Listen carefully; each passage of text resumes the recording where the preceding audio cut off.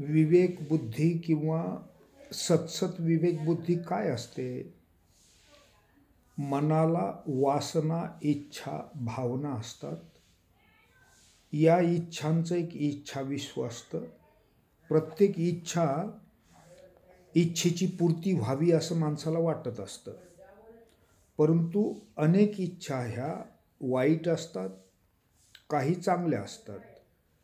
वाईट इच्छांना टाळता येणं आणि चांगल्या इच्छांच्या आधारे स्वतःचं आणि समाजाचं कल्याण होईल अशी कृती करणं, हे ज्या सामर्थ्यामुळे होतं त्याला विवेक बुद्धी किंवा सत्सद विवेक बुद्धी म्हणतात.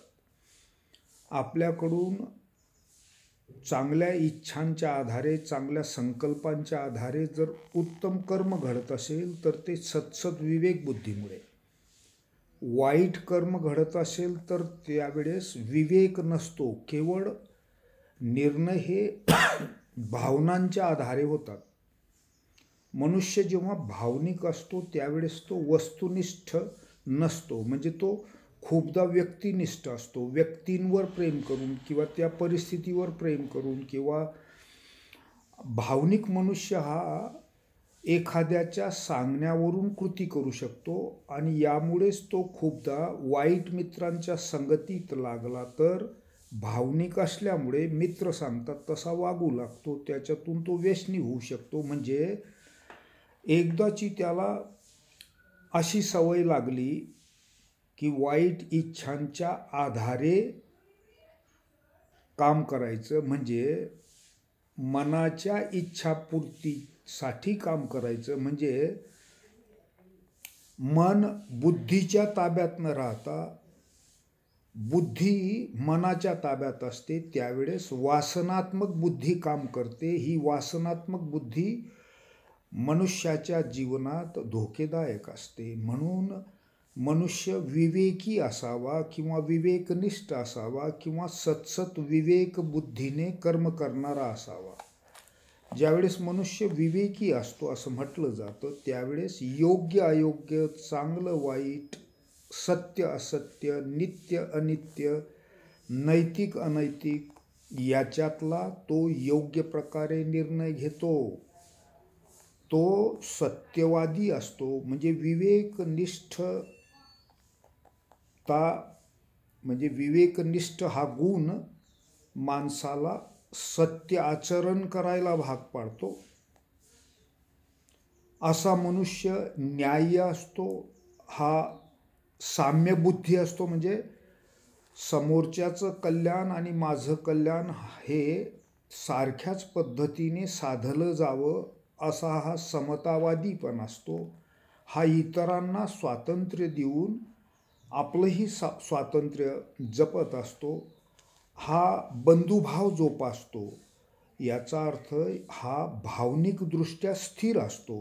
कोणताही निर्णय घेताना हा भावनांच्या आधारे नव्हे, योग्य काय आणि अयोग्य काय, आत्ता काय आणि नंतर काय याचं नियोजन याला करता येतं. या अर्थाने हा भावनांच्या आहारी न जाता शुद्ध बुद्धीच्या आधारे निर्णय घेतो.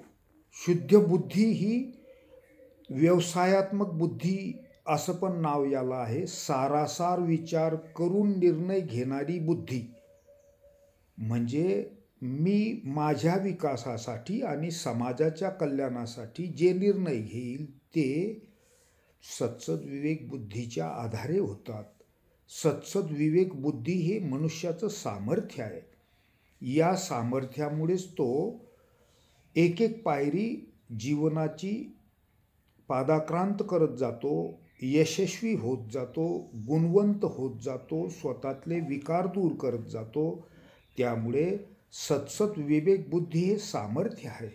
विवेक हे सामर्थ्य आहे. हे बुद्धीचं कर्तव्य आहे. मनाकडून आणि चित्ताकडून आलेल्या ज्या गोष्टी आहेत त्यातल्या कोणत्या ऐकायच्या आणि कोणत्या सोडायच्या याचं सामर्थ्य त्या माणसामध्ये असतं. त्यामुळे याला कोणी फसवू शकत नाही. परंतु भावनिक माणसाला खूपदा फसवलं जातं, म्हणून तर तो व्यसनाकडे जातो, म्हणून तर तो विषयभोगी असतो. विषयभोग हा भावनात्मक विषय आहे. त्यामुळे विवेक बुद्धीने आचरण करणे हेच माणसाचं मूळ सामर्थ्य आहे. यामुळेच व्यक्तिमत्वाला एक विशिष्ट प्रकारची धार येते. हा समाज संवेदनशील असतो, हा व्यापक असतो, हा संकुचित नसतो, हा जन्मदत्तनिष्ठ नसतो, हा मूल्यनिष्ठ असतो. कारण चांगलं काय आणि वाईट काय याला कळत असतं. म्हणून मग वाईट टाळता येण्याची क्षमता आणि चांगलं स्वीकारण्याची क्षमता ज्याच्यात आहे तो विवेकी आहे किंवा विवेकनिष्ठ आहे असं म्हटलं जातं. म्हणून विवेकनिष्ठ असावं.